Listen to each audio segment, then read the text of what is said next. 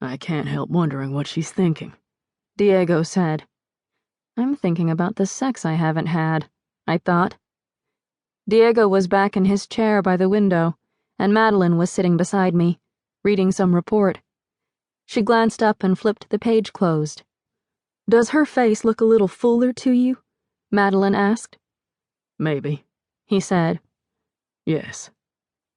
Behind him, the sky was overcast today. The roses had been replaced by a vase of red tulips with loose, arching stems.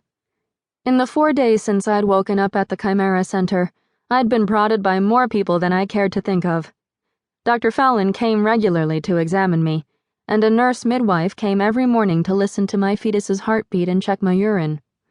When I wasn't getting another MRI, I was in physical or speech therapy. The first time I'd had a proper look at my body happened when the nurse, Ida, came to change my catheter. She'd rearranged my sheets and gently pulled up my gown.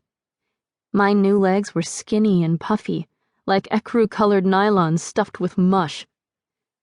Far at the other end, my feet sported a waxy violet tinge between the toes, and when I ordered them to wiggle, they responded in the most casual, disinterested way.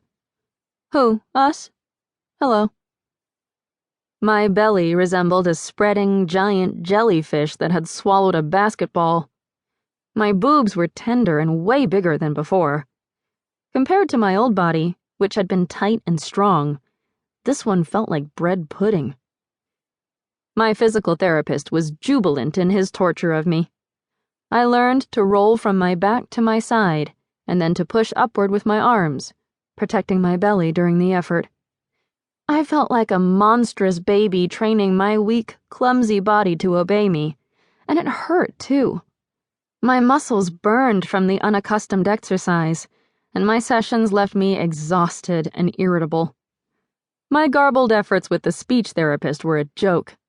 But I had quirky, nice surprises, too.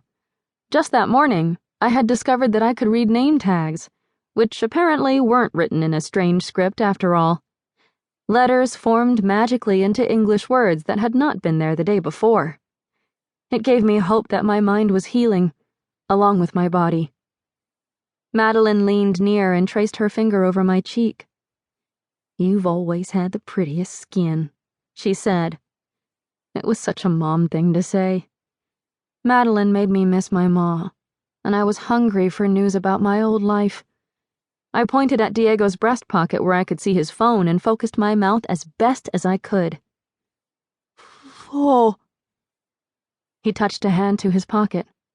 You want my phone? I nodded. Yes. Sure. He arranged my swivel table above my lap and positioned his phone before me. What do you want to see? He asked. I couldn't speak to tell him, but he opened an internet search window and let me type. Alien and klutzy, my thumbs worked the letters. Rosie Sinclair. The browser produced a scroll of posts, all in tiny letters. I had to enlarge them to read them, but I fumbled with the open tweezers move and the print wouldn't expand. Diego, she's using her right hand, Madeline said. I glanced up at her. You were left-handed, she said to me. I flexed my stubby fingers experimentally, and then I tried my left hand on the screen instead. Instantly, my fingers moved with the smoothness of a familiar tool, astonishing me.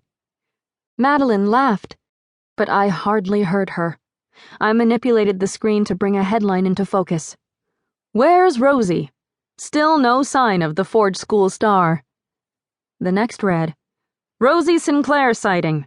Latest Forge hoax. What do you have there? Diego asked. He angled the screen so he could see, and his curious smile faded to a puzzled expression. What is it, Diego? Madeline asked. When he passed the phone to her, she became engrossed. Who's Rosie Sinclair? She asked, flipping through the phone. She frowned. She was a star on the Forge show, she said. She was expelled last semester. There's some story here about the dean becoming her guardian.